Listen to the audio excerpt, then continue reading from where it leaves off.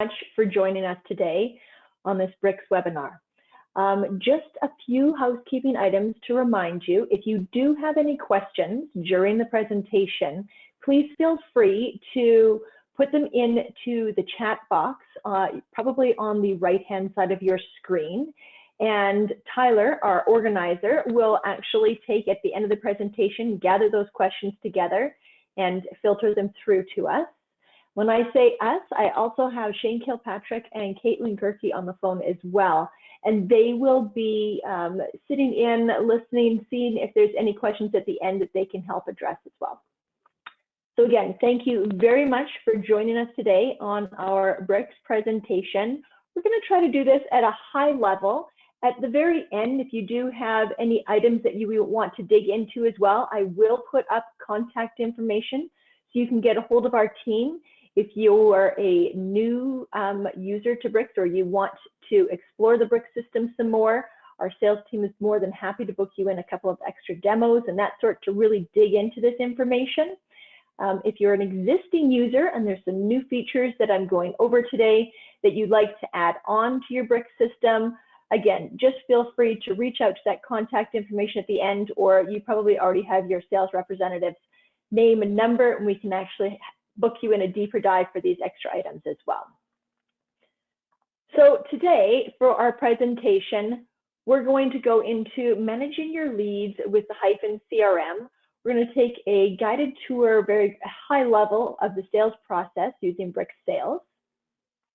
We're also going to take a high level look at what BRIX can do for your team to help your team create standard plans and options, manage cost codes and retail pricing. We're going to take a look at monitoring some job costs.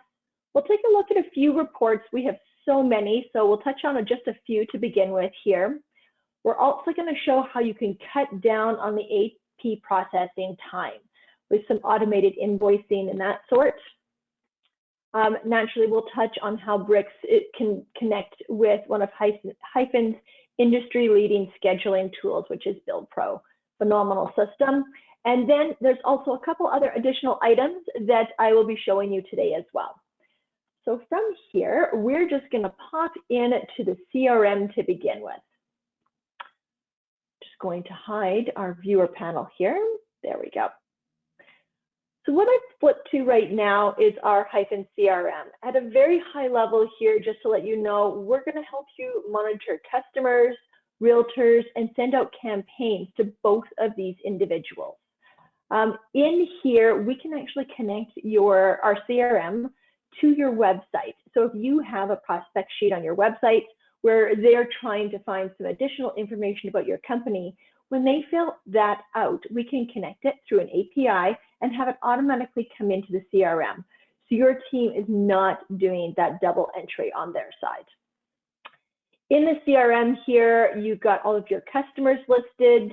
We also showcase the different stages that the customer's in. Now, naturally, BRIX allows for repeat buyers. So if I've got a buyer in here, they might be looking to buy additional investment properties or just change their house. So we always want to keep in touch with those buyers as well. I'm going to look for an existing one that we're going to pick on today. Jordan, that's my daughter actually. So we'll pick on her. I'm over on the top right-hand side. I'm just going to type it or bring in her name and hit enter. If Jordan was a realtor, she'd also be listed here. But right now she's in as a customer. So all I'm going to do is click on her. This brings me into her file in our CRM. So if she'd come in from your website via the API, she would automatically come in here and her source would say website right here. I've already got Jordan's set up because we're definitely doing this at a high level today, but we have the ability to change the stage of Jordan's status in the CRM. So we can move her back to a prospect if we want, completely up to us. I'm going to leave her as a buyer because we're just going to resell her an additional house. Communities of interest, you've got these showcased here. You can always update it as new communities are added to your portfolio. The realtor here as well, we've got a pull down. We can update that information. We're going to leave her as Big John. As I go down the screen, all of this information, the desired features, how soon do I want to move in, all of these features definitely are community specific, so we can relate it to that and you're in control of all of these items. You can pick and choose what filters and categories and questions you want to ask your customers. And all of this information is going to help your sales team and your marketing team send out different campaigns to the clients. I've even used this to go through, and because we have buyer owner status, where they're actually customers, when they go all the way through to the closed status here is actually what it's at, we can use it to send out information on, say, items for spring maintenance, or a yearly follow-up, just to stay in touch. Completely up to you, but everything can be set up using your campaigns. On the left-hand side of the screen here, we have Jordan's information. We can send out emails, meetings, notes, make phone calls. The meetings actually send out calendar reminders that if Jordan was using Outlook as an example, can be sent right to her Outlook calendar. So a reminder as to where she's meeting me, what time, maybe it's just a webinar that we're talking about. But all of that gets communicated back and forth to Jordan and to our team using the CRM. Now, just so you can get a quick glimpse, because we're doing high level and we'll move over to BRIX Sales, on the far right-hand side, when I expand this window, you can filter on here. So if I want to see all the emails or campaigns that have been sent to Jordan, I can just filter on the email button on here. If I want to take a look at one of these items, I can click on it, see all this information. If I want to preview what was actually sent to Jordan and what she received in her email, I can take a look at that right from here. So even if your sales team and your marketing team are both using this independently, you can still see all of this communication. And the nice thing about this is you can add hyperlinks. So if Jordan's looking at this on her phone and she clicks this April featured home, it's going to take her to your website. And then in turn, she's going to be able to see all of this additional information. You can put multiple hyperlinks and that sort, completely up to you how many different pieces of information. I am not a marketing person. I am not HTML savvy or anything like that. And this is a piece that I created in very little time. So super easy to use this system for sure. I'm going to close this. When I go back to all, you will notice that there are times and everything in between all of this information. And there's also a date and timestamp on each one of them as well. So you always know exactly when that last time the communication piece was with the customer. So from here, once the customer, Jordan, moved from a lead, actually, when she originally came in, to a prospect, we sent her information over to BRIX Sales. So right now, I'm just going to go over to the BRIX Sales side, and we're going to take a look at how we, what tools we used with Jordan when we were trying to sell her a house and when we're trying to sell her multiple houses for in the future. So in BRIX Sales, we've got our customer side here. The very top, you've got some filters, so I can go from the sales side. We've got company news, tasks, jobs. We can navigate around to any one of these features. I'm just in the customer section right now. That's what I've actually defaulted my screen to load up with. So in here, I could filter on any one of these fields if I wanted. I'm going to look up Jordan specifically. I said we were going to pick on her a lot today. So we're going to go into Wilson. We can see Jordan and the different communities that she's interested in here. I'm going to pick on her for Cottonwood Place. So clicking on Jordan, there's a lot of information here. If she's purchased before, we can see her registration. The status is getting updated from the CRM side, so you don't have to worry about that. Her name and phone number and everything has come in from the CRM as well. If she had co-buyers and that sort, they would be listed here, and we do support that in the CRM. We can keep track of the realtors that she has used as well, notes on her. All of this information is here for us. Today, we're going to focus in on creating a proposal so that Jordan has some information that she can walk away from the sales center, or if we're doing a video chat, I could send it to her via PDF and she has that information at her fingertips. So we're going to go over to the proposal side here. In here, you can see I've been writing multiple proposals for Jordan. We're going to write another one today, but I can again sort or filter on any one of these columns. Today, we're just going to go in and create a new proposal for her. On the proposal date side, I'm just going to pick today's date. The proposal name, I like to put the date in here. So we're looking at May 27th, 21, assigned to. If I'm working with another person on my team, say I'm working with Amy or something like that, I can actually take and assign this proposal to her. So if I'm her associate and I'm starting to create this information, we definitely support multiple sales teams in your sales arenas for sure. I'm just going to assign it to myself though today. On the projects, jobs, and plans, you can select this information. I'm going to pick something that we kind of already have, maybe a spec home in the system or something like that. In the project, I'm going to type in 00106 for Cottonwood Place because you could have sold her to a different project.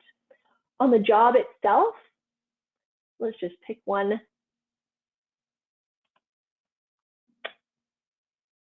In here, let's go. Whoops.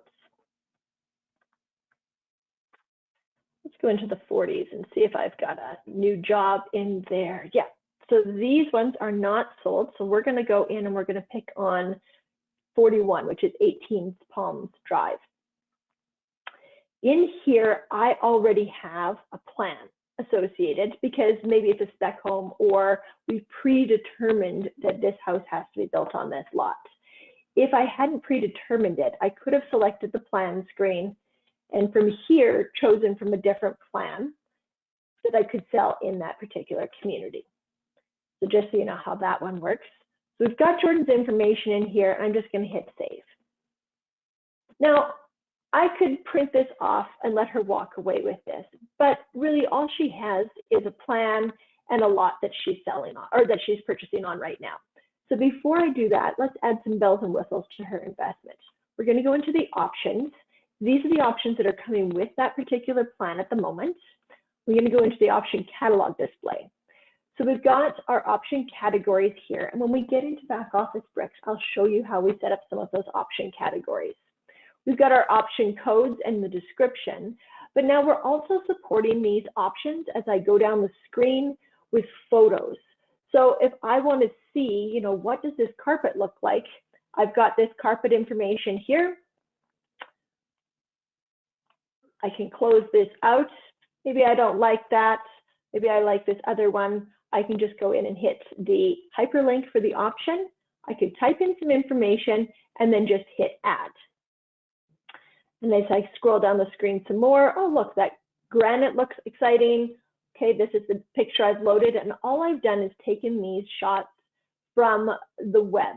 So I've just gone on to say Chrome, searched up different cabinet company or different granite companies, and I've taken a snapshot or screenshot of the photos that they're supplying. But the nice thing about these is you could actually load a website address if you wanted to as well. So a URL address will be supported with all of these options. So let's pick that countertop option. We'll hit add. And if you wanted to, you can we even support customs with photos as well. I've just decided to use a custom stamp instead of just leaving it completely blank. If you don't want to use photos, you don't have to. It's completely up to you, but very easy to use and add all of these photos.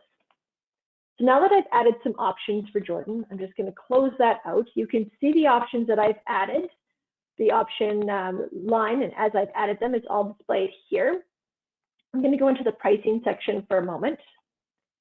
In the pricing tab, there's also some additional items we can do. So I've turned on my customs here so you can see them.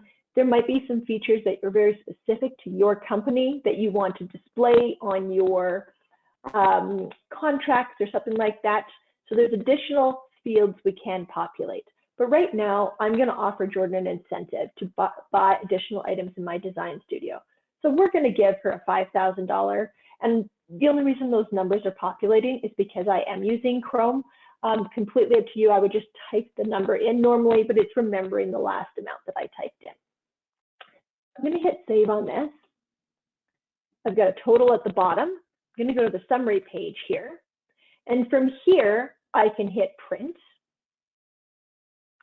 And now Jordan has the ability to, I could send this via email if we were doing a WebEx together or a webinar together or Zoom.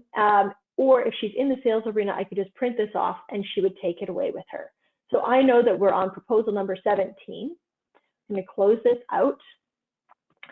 And I'm just going to go back to Jordan's file. So Jordan probably leaves the sales arena, you know, maybe shops me, whatever it might be. But when she comes back, I could go right into that proposal again. I'm going to scroll down looking for number 17 because that's the one she's decided to go with.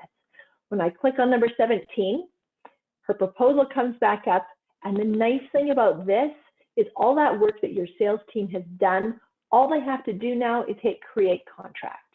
From here, that's going to go in and create it for her. I still have the ability to add whether or not it's a contingent sale, so we don't have to worry about that. But from here, I'm just going to create the contract. So we've got our contract created. Now, those options, we want to make sure that those are definitely the ones and that she maybe doesn't want to add any more. To do that, all I have to do is go up. We have a shortcuts field on the right-hand side of my screen. So that's going to take us to different places for Jordan's file. When I click on that shortcut screen, I can go in here and those options are put into a change order. This change order visually is telling me because it's yellow that it's not finalized yet.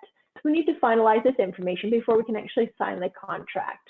One more time, we're just going to confirm with Jordan that everything in this change order is what she wants. Does she want to add any more? We can put some more items in through the option catalog. What does she want to do? We've got our photos here still reinforcing her selections. And at this point in time, we could actually make choices that support those selections as well. So color choices, that sort. I'm going to go in, I'm going to say, yep, this is what I want to do. So I'm going to commit this for Jordan. Some of this I might do a little bit out of order just because I'm going to try to take you through all of this in as smooth as fashion as possible. I'm also going to approve this right now. I know that Jordan likes everything and we're going to approve this. So this change order is now approved and committed. And we're going to go back to her actual contract itself and continue to process this information. From here though, I could go in. Now you can see, I might as well show you at this stage of the game that you can see her change order has been approved because it is green. A couple of other features on here that you do want to see. We have a selection sheet. So when I click on this selection sheet, it doesn't have to be done at time of contract. It can be done later on. But we do support attributes where you can make color selections from either a pull-down list or freestyle type it in to support all of these items the customer's choosing. And this information is going to flow through. Your purchasing team is going to know what they're looking to put on the purchase order. All of that's in there. So eventually we'll wind up committing this and Jordan would sign it off. And then we do have our job options. Once all of them are finalized and Jordan's happy with everything and the contract signed, typically then you would go in after the contract is signed and hit update purchasing. So the purchasing team is going to know exactly what's going to go on the purchase orders and we're going to process everything in one fell swoop. So if I go back to Jordan right now, I can see all of the different contracts that she's written with us. I can sort on any one of these columns. So the last one that we just wrote on 18 Palms, if I click on that contract, from here, I'm going to be able to go in and print her, her actual contract that she's going to sign off on. If I needed to support this with a realtor, I could go in, choose an existing realtor. Right now, Jordan has been dealing with Kristen, so we're going to leave this one in here.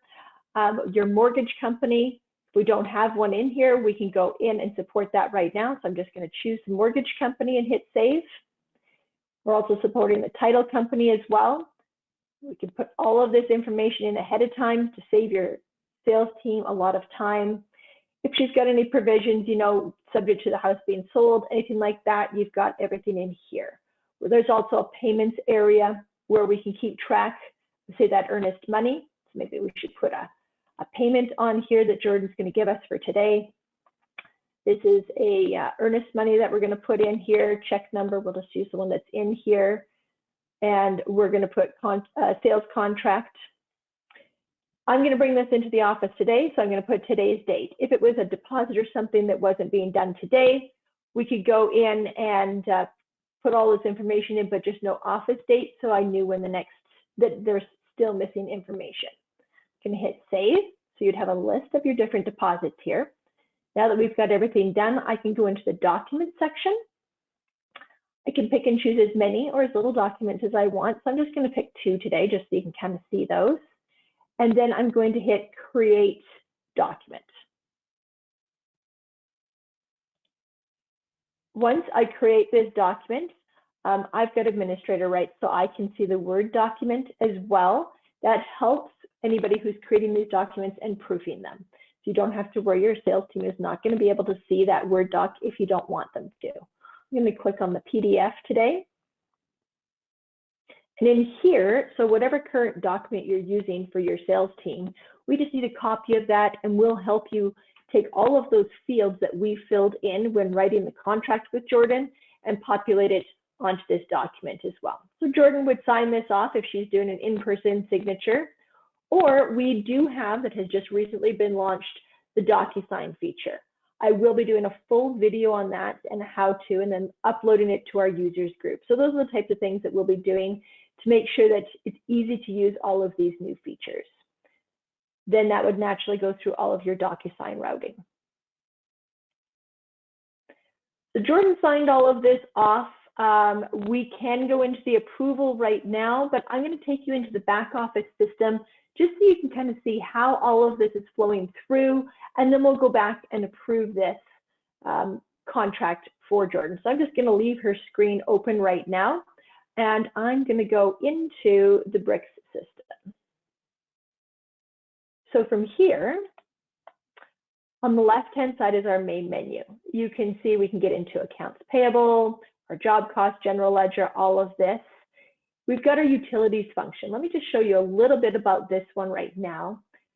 We'll support multiple companies, so you don't have to worry about that. If you do have multiple companies, we're definitely going to support that, all the way down to divisions, regions, and areas. When we're setting the system up, our implementation team is going to discuss all of this with you to find out what type of reporting and that sort of information you want, and then that's how we'll kind of dig into these different areas. In the utilities function is where you're going to set up those projects. And this project code that I'm using here is the same project code that will be used over in the CRM to connect the 2 systems together. So you don't have to worry about your sales team re-entering everything. Everything is fully integrated and flowing through. We just have different logins because not everybody needs to log into this main system that we're in right now. We've got all of these different features. I'm just going to go back up and kind of show you from here where we can go in and set up those plans and those options and that sort. So in the purchasing section, under the utilities as well, is where we'll go in and we'll set up all of your cost codes. We've got some vendor settings and that sort in here as well. We've got our item groups. So if you're used to grouping items together by their categories, we can definitely support that.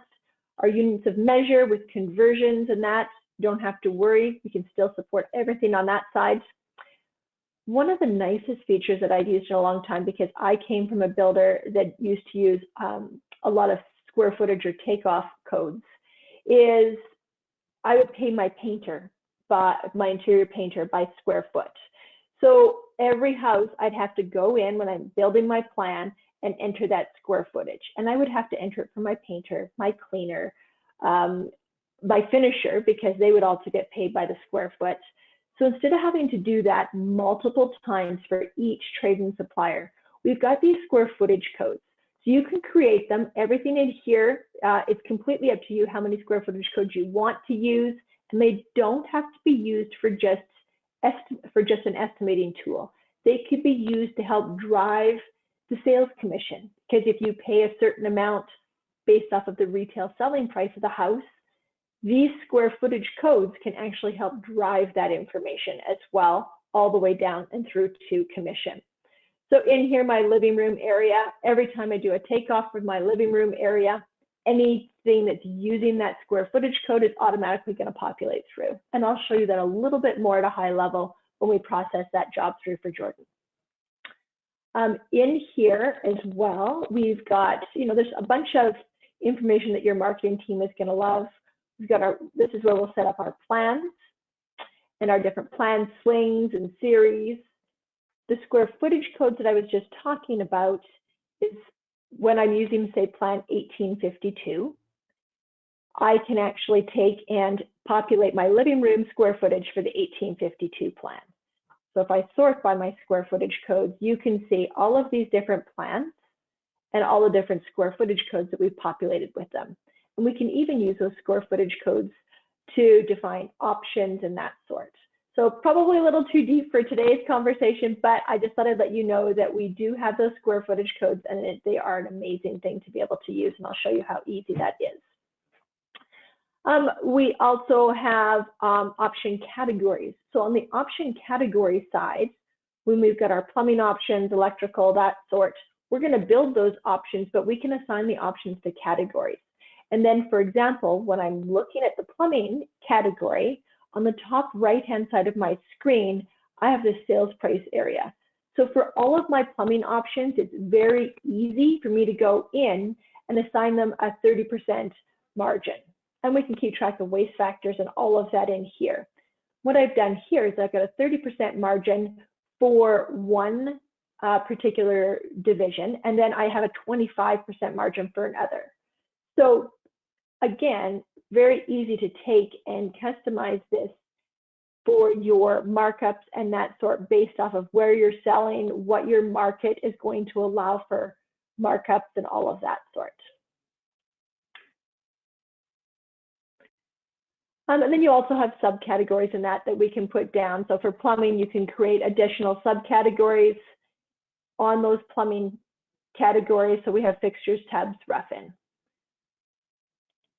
It's nice, it'll help your estimator slice and dice information a lot easier for sure. On the options themselves, we list all of our options here. So we put them all together, and then we'll be able to choose which plans and that sort they're going to go onto. But on these options, you can take and manually assign a certain markup to each one of them. So on this games room, for example, if I double click on it, I can go into the sales price. This one has a 35%, but I can override that with a margin percentage or a flat override, one or the other. So if I knew the games room, I could sell all day long at one flat fee. I could actually type that in here if I wanted as well. We do have our games room option. This is just a header that's holding this information, and I'll show you where we're going to build that together in a minute. But with this games room option, sometimes you've got a games room with additional features. Instead of having to create all those additional features going down my screen, I can also go into these option suffixes in the top right-hand side of my screen. And in here, now I have not only that games room, but I have a games room with a bathroom or games room with a closet. And then we're going to be able to support this option for the sales team. They're going to be able to see that they've got those multiple items, but on the build side where we're putting all the parts and pieces together, that's going to be a lot easier for your estimating team as well. So I'm going to go to the utilities function for a moment here. Because we were talking about markups and that sort, right now, even though we don't have everything built yet, I'm just going to show you the sales price processor on that side here. So in here, we can go into sales price processing. We can calculate the costs based off of those margins or markups that we were looking at earlier. And then in sales price control, I can click on this. I can do it by plan, project, or option category if I wanted as well. But in here, it's kind of gathering all of that information together. So you've got your total cost, your sales price, your gross margin. Everything is being displayed here. And there's ways in our system to easily update this information. We can export, make some changes, and import as well. You've got all of this. You could actually print off a price list if you wanted for a certain community, completely up to you. But there's a bunch of extra tools in here that if you're interested in this portion, we'll just book in a deeper dive to go into this in more detail. So on the purchasing side, we've talked about creating the plans and the options and putting margins onto those. But we really need to build all of that information. And to help your sales or your estimating and purchasing team, we've got a couple of tools. We've got a way to price out those individual sticks and bricks. And then we do also have a base contract area. So right now, the screen that I'm on is my item master. And this is what's going to hold that entire catalog of parts and pieces, those sticks and bricks, individual items. From that item master, we're going to go into the item costs. And each one of your trades and suppliers are going to be listed in here. So we'll just pick on the lumber guys for now. ABC Lumber. When I click on them, I can double click on him, open up his information here. You can see I've been keeping track of all of the different price books or catalogs that he's been giving me, all of my different price increases as we've been moving through the system. Very easy to copy an existing price book and then make some changes to it. Let's take a look at what I currently have right now in the system. So my effective date here is January the 1st, 2021. It would be really nice if these prices were still in effect, but as we know, they aren't today. We can go in and enter the costs. So that is going to open up the screen for us and let me see exactly what all of these costs are. So I've got this screen here. If there's some information that's not currently on this screen, I do have the ability to, on the top right-hand side, add in extra columns. So if I wanted to see the vendor name or the item group or unit factors and that sort, I could add these columns in. We'll just add the effective date in right now, but I could add as many or as few as I wanted to. Customizing this screen for the way I really want to see it. And you can drag and drop these columns to different areas on your screen and then save this view. So you don't have to reinvent that wheel every time, but there'll always be a default view you can lean back onto for sure. So this screen here, if I wanted to send this to my trade and supplier to price it out, all I'd have to do is hit Shift F8. It's going to open this up in an Excel file for me. Then I would probably take that Excel file, save it, send it over to my lumber supplier. They're going to update all of these costs for me. Then when they send it back to me, I can take, and on the top right-hand side of my screen, re-import those costs into here with a new date and effective date and that sort. But so very easy to upload information into the system and not have to manually change this, and still empowering actually a trade and supplier to be in control of their price list, but you get to accept it. So we've got our item costs there. Then we were going to go to the takeoff menu. So in the takeoff master, I can go to the takeoff master and it's going to show me all of my jobs, all of my pricing, all of my quantity takeoffs by the cost code to begin with here. And I can again sort on any one of those columns. If I want to see it planned specifically, I can just go down to by plan. I can pick the plan that I want to take a peek at. When I click on that,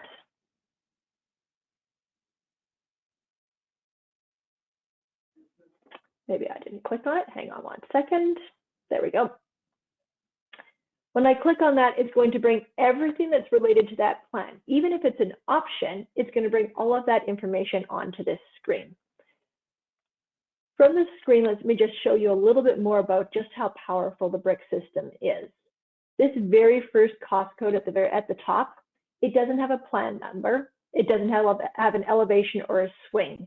So even though I brought up the 1852 plan, BRIX is going to tell me if I've done a generic pricing.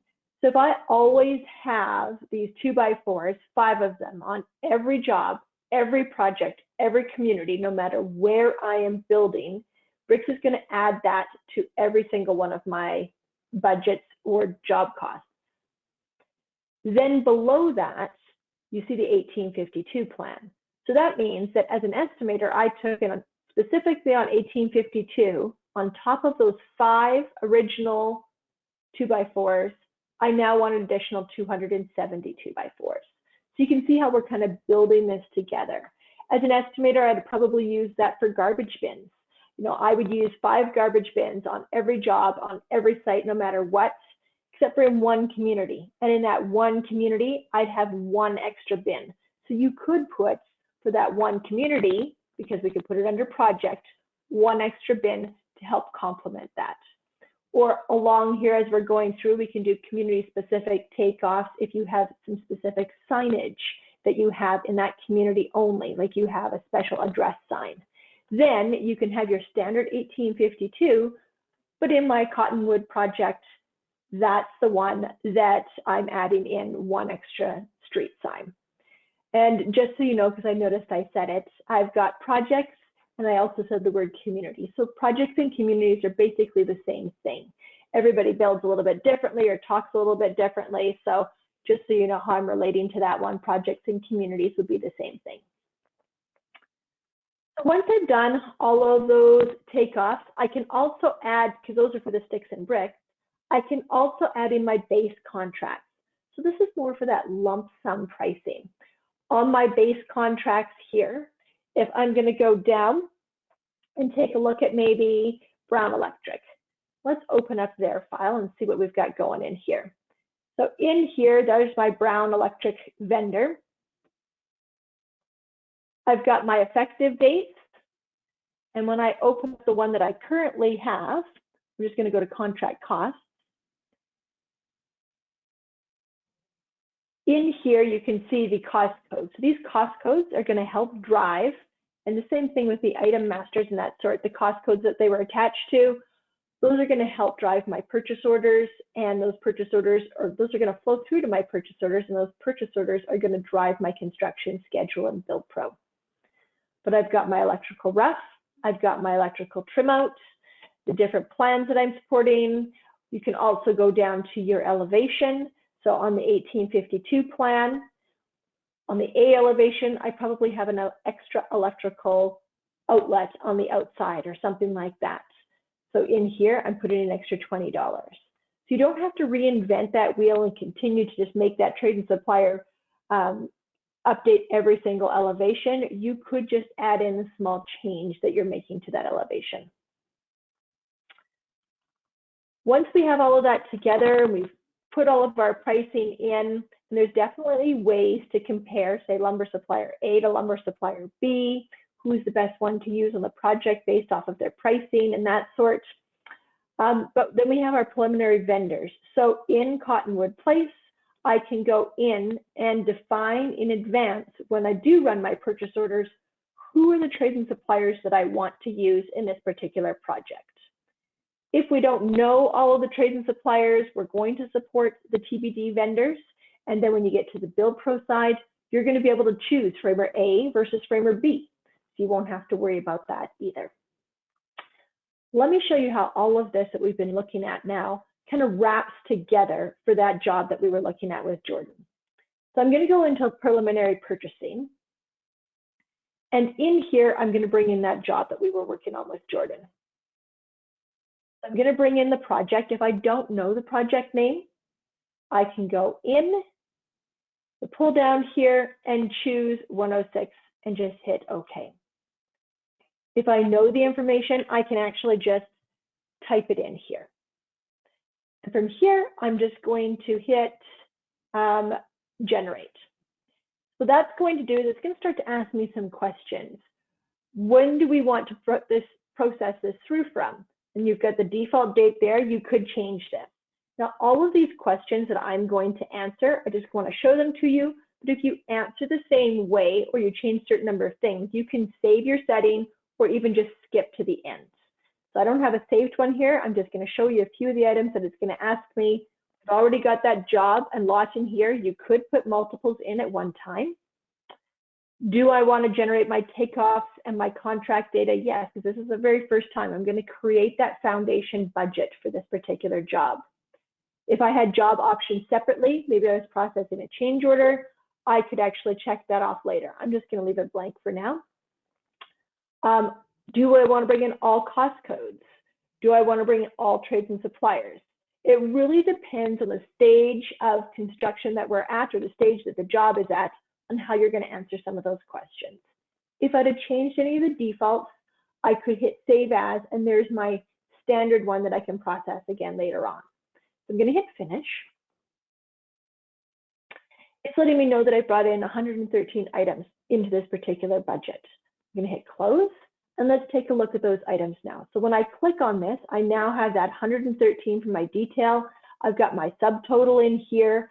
I can go in and see the details for this particular job. So everything we've been working for when we created those plans, those options, we did all those takeoffs in the item master takeoff or in the base contracts and assigned it to different jobs. All of this is being gathered and displayed right here for me. I can sort on any one of these columns. If I knew, because my site supervisor went out and walked the site, that this particular job was a little bit bigger, so the rough grade amount is going to need a little bit more on it, I could go in at this point in time and I could actually change this 600. Let's make it a little bit bigger than that. We'll put it 700 in here, and you'll see my margin on the top of the screen is 21.25. I'm just going to hit OK. And now we're 21.21. So that you can still manipulate existing data within here before locking down that baseline budget that we always want to perform to or measure to. We can also take and add new cost codes if we really wanted to in here. Or on the top right-hand side, we do have that square footage code. So before I go in there, let me just sort this for you on the square footage codes here. So you can see square footage code,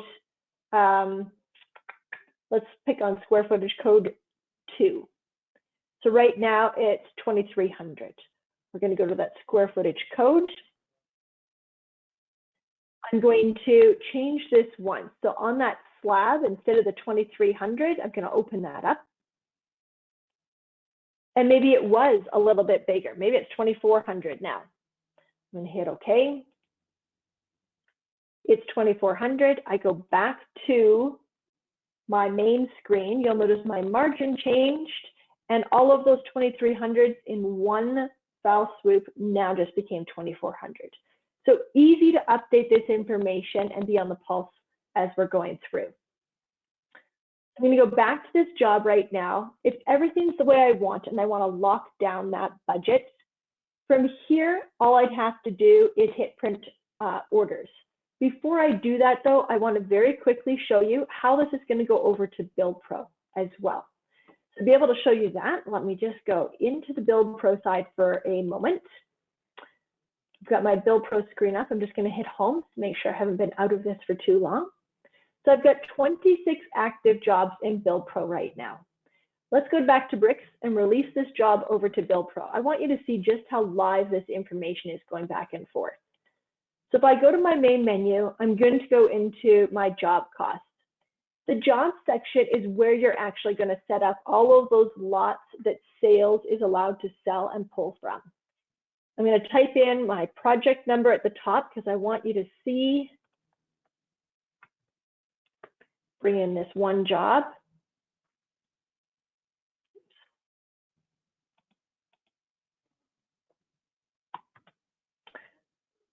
So this one job, I just hit Control F on my screen to find this job. It's displayed here. To send it over to Build Pro, all I have to do is open up this screen, and you can see on the bottom I've got some different settings with different tabs, basically releasing jobs to the field, letting me see all this information I'm going to show you right now. In here, I've got my Build Pro enabled. I'm going to turn that on. Then when I hit the OK button, the job is going to go over to Build Pro. I would like to, before I do that though, put a start date in.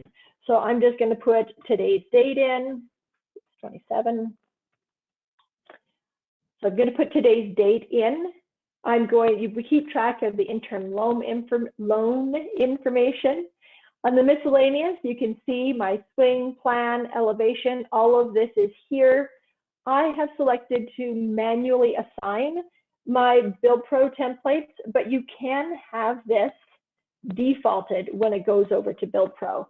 So home builder, single family is my template number that I'm going to put into the system. So I've got all of this checked off and I'm going to hit OK. So that now sent my job over to Build Pro. I'm just going to refresh this just so that you can see that she's coming over. So now I have 27 jobs in the system. And on those jobs, now I have to release the purchase orders. So we're going to go back into, I just wanted you to see that really quickly, that everything is flowing through. Now we'll go in and release the purchase orders for that job. From here, I can go into purchasing.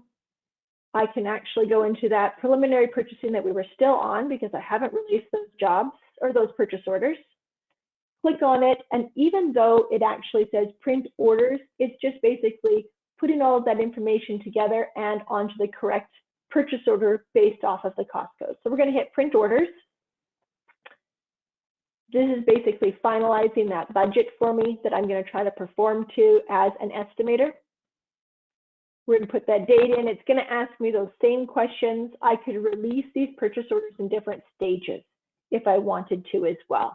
So the same questions we were asked when we were bringing in the original job and options together, asking me all of that. And again, I could have just skipped to the end. So I can export these reports into Microsoft Excel if I want to. Completely up to you how you want to do this. I'm just going to hit finish so I can show it to you on the screen. If I wanted to see all those purchase orders individually, I could do that. I've got a recap. So in here, I could very easily see a list of all the different trades and suppliers, the purchase order amount that was issued, and the purchase order number. So we've got the PO number here as well. Close that. From here, we've got our job cost budgets. So you could save this, but you don't need to because it's always going to be within the BRIX system. So we've got our PO budget, additional budget items, and as the job progresses, this information is constantly going to evolve and change, but we're locking down that base information. So you're always going to be able to know how you're doing as we progress. Builder job detail, you know, on here, you're going to have that details to what is on all of those POs. I used to print this all the time, or at least save the PDF version to refer to. But again, you don't need to. You've got all of this information right within the BRIX system for sure. That's going to pop off my screen. I could go down to purchase order processing and then try to find it's not that hard, but I could go into Cottonwood Place. When I'm in Cottonwood Place, I could sort by the project, see all of my POs in one screen for all of Cottonwood. But I find it actually a little bit more effective to go into my job cost section here, and then there's a job cost display. On the job cost display, instead of having to run a whole bunch of reports, I could go in and on my jobs here, I bring up that one job. Then naturally, we haven't started building anything in here, so my WIP and everything isn't really going to show up. But here, I've got a list of the jobs, the job costs, the actual. So that screenshot we were just looking at, where it's constantly going to evolve, you're basically looking at it right here. In the very top right-hand side, we can hit the total button and see at any point in time the anticipated profit on this particular job, where we're going, the interim lenders, all of this information is going to be here for us. I can get to the sales contract, the POs themselves, instead of having to go through Cottonwood and then sort by community. I can see them all right here, see the date they were issued, and then there's a bunch of other columns that I could turn on, the date that they were paid, the check numbers, all of that right from here. Not having to jump through a whole bunch of hoops, everything is in one screen for me. So I've got all of this awesome information, again, just for my job cost display. I have used other systems where I'd have to go in and run reports and kind of dig into different areas and try to remember where everything was. I don't have to do that here. So we've got that. In here as well, you know, I should probably show you on the sales side.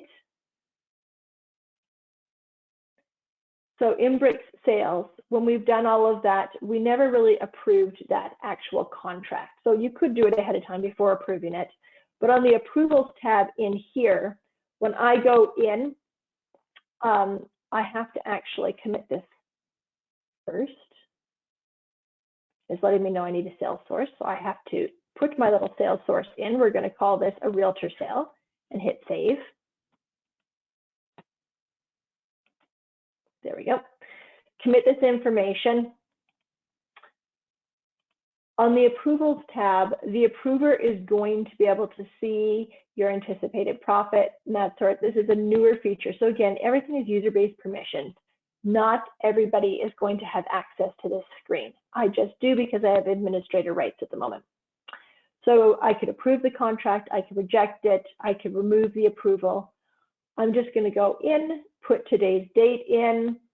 I like to type my initials so you know who approved it, but it also says approved by at the bottom here. So we're going to hit save, and it's approved by me and the date that it was approved. So completely up to you what your team wants to use in this comments section. Now I can go over to BRIX again. I just want to show you a few accounting features before we open this up for questions. In here, I can go over to the accounts payable side, and on the transactions, I was talking about earlier how we can very easily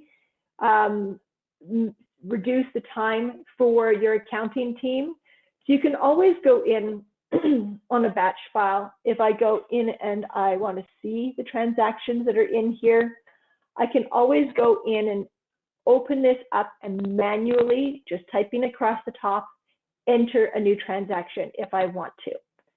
But in Build Pro, when your site team starts and completes different tasks within Build Pro, you can go in and everything that they've completed last night, bring into a batch file.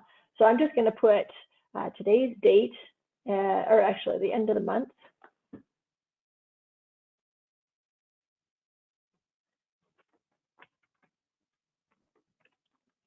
The due date we'll put as the end of the month as well.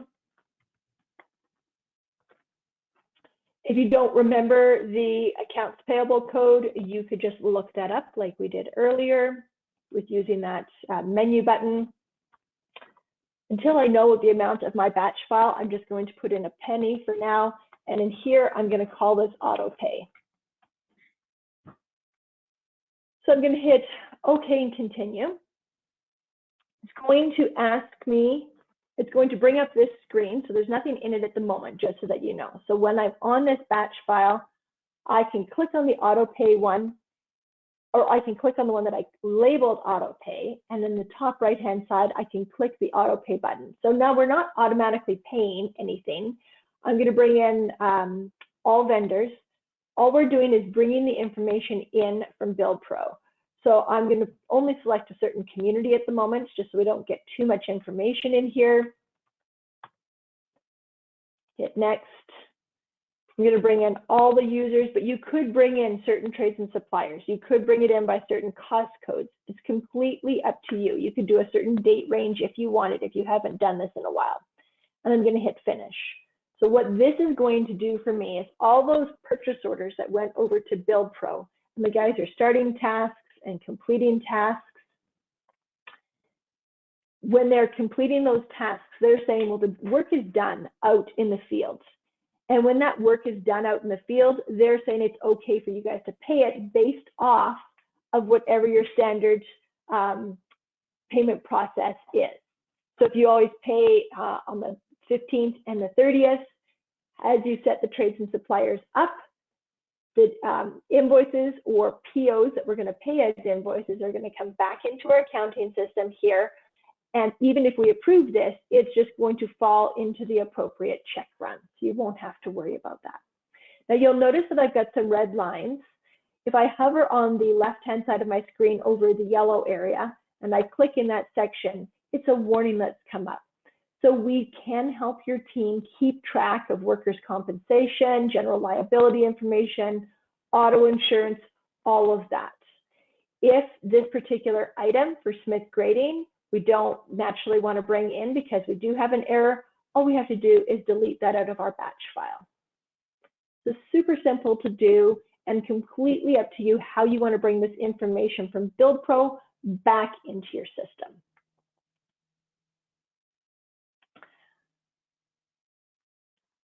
We've got all of that. I just want to recap a couple of items here for you. We do have some additional tools.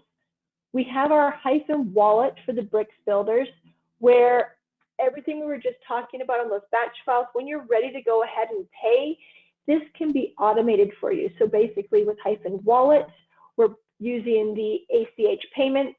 The trading suppliers can choose which one of these payment methods they want to use. They still like checks. You basically, the trading suppliers choose what they need. Hyphen distributes the payments and everything is in real time. So this can really reduce a lot of the time that your team is having to spend on, first of all, creating those payments, and then second of all, getting that payment to the trading supplier. In Build Pro, we also have dashboards. So we didn't talk about that today, but again, on the dashboard, just book in an extra visit and we can dig into that a lot deeper. We also have our homeowner portal. So from the portal, the homeowner can actually watch their entire construction process happen with photos. And then if you want to, they can also, when they move into that warranty stage, because they've taken possession of the home, submit their own tickets as well with photos documenting what those challenges are. You don't have to turn on both features. You can pick and choose. You can use warranty only if you want, or construction only if you want.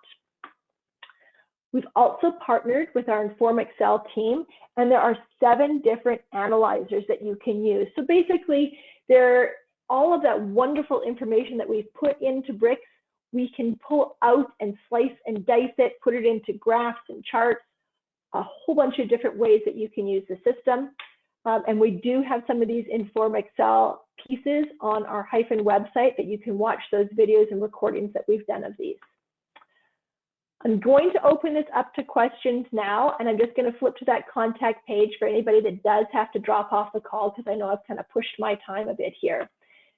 So Tyler, do you have any questions that we need to address today?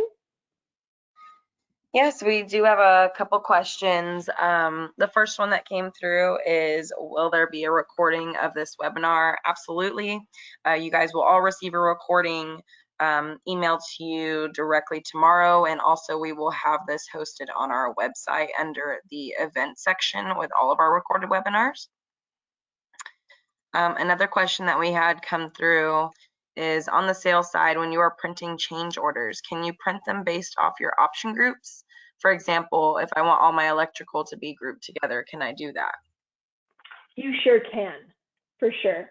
On the sales side here, when we are on those change orders, let me go to the one I've got for Jordan. On the change order side, when I'm printing this change order, I can go in, I can print it with or without grouping those options. So if I say include option categories, I hit OK. And then what's going to happen here is, if she chose multiple items under the countertop, we'd have a subtotal here. The electrical will be grouped together and flooring. So you can pick and choose which way you want to print that change order.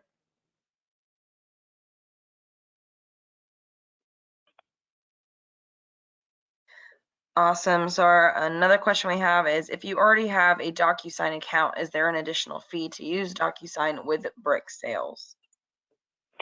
No, there is not an additional fee to use it. That's the wonderful thing about this feature. So as long as you just set it up in our system, and again, I'll be doing that recording and publishing it. If you are an existing BRIX user, we'll let you know when you can get at that recording and start to set it up. All you need is a commercial DocuSign account, and we do have people we can put you in touch with at DocuSign to help you through that process.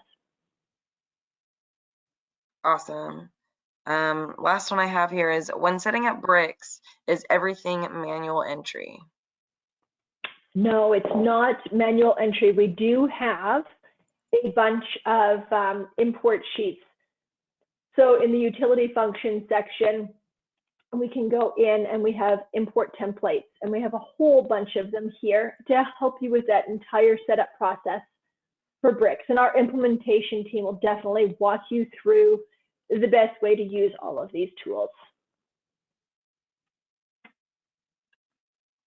Those are all the questions, Nicole, that came through. Awesome. Okay. Well, thank you very much, Tyler. And thank you, everybody, for letting me walk you through all of this. Absolutely. So if anybody has any other questions that they think of after the webinar, they can always get in touch with our sales team at the email and phone number on the screen. And again, this recording will be sent out to you guys via email from the GoToWebinar platform and email. So Nicole, if you don't have anything else, we can go ahead and wrap it up. No, I think we're good. Thank you very much, Tyler, and thank you everyone for joining us today. All right, thank you. Bye.